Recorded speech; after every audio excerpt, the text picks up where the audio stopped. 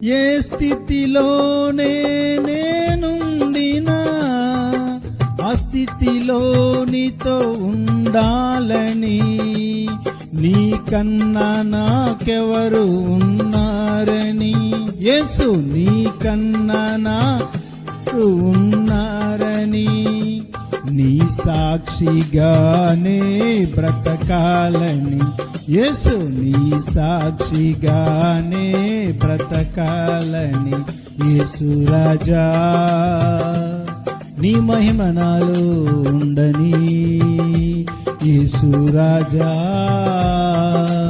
నీ కృప నాలో నిలువని. హల్లెలూయా. నీ సమర్పణ ఏంటో నీ దేవుడు తెలుసు, నీ ప్రార్థన ఏంటో నీ దేవుడు తెలుసు, నీ కష్టం ఏంటో నీ దేవుడికి తెలుసు.